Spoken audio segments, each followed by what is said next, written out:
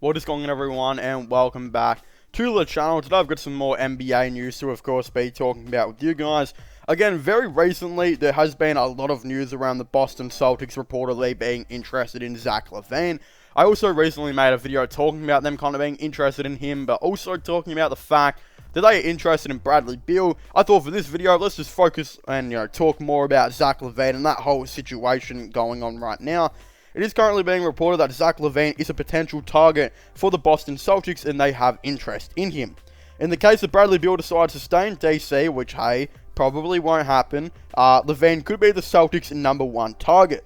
The Bulls, who added DeRozan and Ball in the offseason, have full intentions to be a factor in the East. And this is all being reported by Gary Washburn of the Boston Globe. Before I get into Zach Lavine and the whole fit with the Boston Celtics, I'm just going to talk about the fact that I don't think Zach will leave the Chicago Bulls. I think right now what they've got going on, bringing in Lonzo Ball and bringing in DeMar DeRozan, I think what they've got going on right now in Chicago is actually really, really good. And of course, I do believe they will make the playoffs this season. I think they will be like a 7th seeded team or something like that and could actually surprise some people. The only issue is they just got to hope that they don't get injured for quite a while because their depth is pretty bad. Like, they've got a good 8-man rotation, but then outside of that, it's not that great. Bringing in Alex Caruso made a lot of sense. I think they really struck gold when they traded away Lauri Markkanen. I've made a separate video on this, but they legitimately had one of the best trades, I think, this offseason, and I think it's one of the most underrated, and I severely, stand by this comment by me, and the reason I say this is because they practically traded away Lauri Markkanen, who they didn't really want anyway. They didn't have any intention of playing Lauri Markkanen or even paying him. They really traded him away for Derrick Jones, who is better fit to the Chicago Bulls than Lauri Markkanen. He's probably not a better player, but he's better fit because they really needed another defender and some backup small forward depth here and there. And just defensive depth, dude that can play 1 through 5, which Derrick Jones can do. We've seen him do it on the Miami Heat. They brought in a player like that, which overall made more sense than having Lauri Markkanen on the team. And then they got a first-round pick and I believe a second-round pick out of it. So, they practically upgraded a player. I'm not saying that Derrick Jones is a better player than Lauri Markkanen, but he's a better fit. So they basically upgraded and got a first-round pick while upgrading. It's just an absolute finesse trade. A thing like that, that's what's going to set the Chicago Bulls up. They brought in him. They brought in Alex Caruso. It will be a really nice backup, I'm assuming, point guard / shooting guard for this team. Again, he and Kobe White will probably play, positionless basketball off the bench. They'll probably both play as just, point guard, shooting guard, just that type of role. Again, Kobe White will probably have the ball more in his hands, but hey, he's going to be a scorer off the bench, which is going to be really awesome to see. I'm excited to see how that, of course, does eventually go as well. And then, Lonzo Ball, great player, great defender, great playmaker. They really needed a good playmaker and great defender. They got everything they needed. And then, of course, you got DeMar DeRozan, who is an elite scorer, who, hey, I don't know if they really needed him, but they got him. So, it is what it is. Zach Lavine can finally play his more traditional shooting guard now and not have to worry about playing small forward because the Bulls got small forward depth now. They got DeRozan and they, of course, got, Derrick Jones. So they've kind of got some small forward depth now, which they didn't really have last season. They just lack a 9th to 15th man rotation, which, hey, if they show they can be alright this season, they'll go out and get some veterans in the offseason. That will be completely fine for them. It shouldn't exactly worry them too much. But when we look at the Zach Lavine situation, let's just say there is a chance that the Bulls don't make the playoffs. If they don't make the playoffs, I could still see him re-signing on the max, but it would certainly put some doubt in my mind that maybe Zach Lavine will not re-sign with the Chicago Bulls on a max, and maybe he'd look at a sign and trade to go to the Boston Celtics. And hey, the Boston Celtics have the capabilities of doing it, because if it was a sign and trade, they can match up the cap. They would, of course, trade Al Horford, a bunch of first-round picks, and probably another player to make this sign and trade happen. And again, as I've said a long time, then I've said it ages before, repetitively at this point, you don't really get much in a sign and trade. So if you're the Bulls and if you can get a bunch of first round picks and Al Horford and another role player back for Zach Lavine, you're probably doing it because at least that's better than nothing.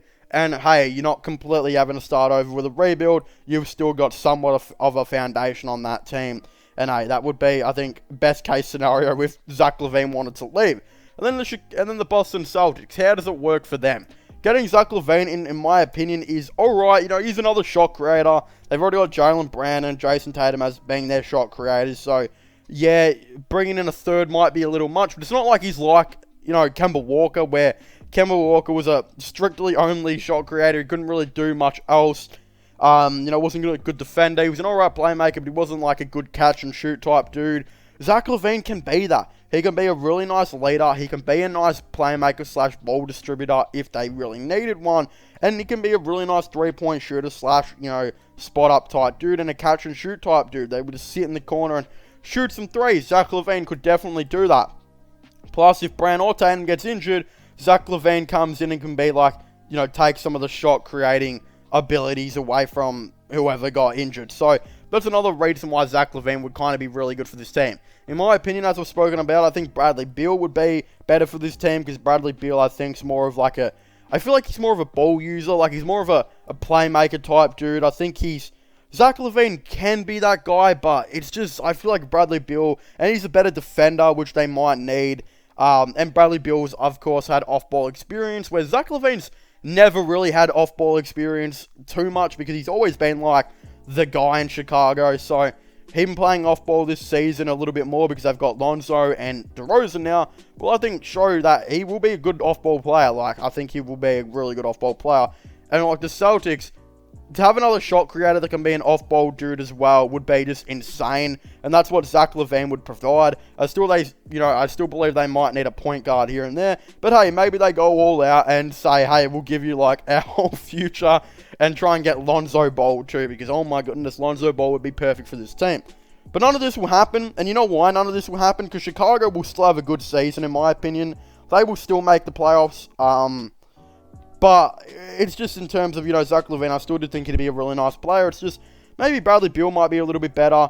And hey, who knows who Bradley Beal is going to go to. The Nuggets, I think, would be perfect for Beal as well. We know that the Warriors, for such a long time, have had interest in Bradley Beal, which, hey, who knows if that will happen. Philly maybe will be looking for a shot creator. They'll probably try and trade Ben Simmons and whatnot to get Bradley Beal. That could be an idea as well. But yeah, more and more will eventually come out. More and more teams, of course. It will be kind of interesting. Hey, maybe Chicago somehow lose Zach Lavine and they get Bradley Beal back. Probably not, but that's just a random thing that came into my head. But yeah, Zach Lavine of the Bulls, you know, staying at the Bulls will happen, in my opinion. He'll sign a max there. A super max will probably not be on the cards. I don't know. His max will be pretty big, though. It'll probably go up to like $37 million on its last season. Maybe even more, because he's a Chicago Bull, and I think he will be a Chicago Bull player for a long time. They'll want to sign him up to a 5-year deal. While DeRozan's probably not going to regress, I don't think. Lonzo's only going to get better. Their whole team's only going to get better. And then, of course, I think they'll go out and maybe draft some more young players. If they have any picks. I actually don't think they have any picks, so maybe not. But yeah, they'll sign some veterans here and there. Like, players will come. They probably need a backup power forward, and they probably need a backup center. They will be available in free agency. I promise you that. These players will most likely be available in free agency. Whether or not they can get them for cheap will be the question. But hey, they're going to want to get them for cheap because they don't really have that much money left. So it's going to be really interesting to see how this whole Chicago Bulls off-season maybe goes once their season's done. But hey, I still have high hopes for them this season. I still think they can make the playoffs. And I think the Celtics can also push for the playoffs. Who's the better team out of the Celtics and the Bulls? I guess we will almost find out this season. But of course, if you haven't already, please make sure to leave a like and subscribe to the channel for the latest NBA content and NBA news. Of course, don't forget to check out my gaming channel and my IRO/long channels and comment your thoughts and opinions on this.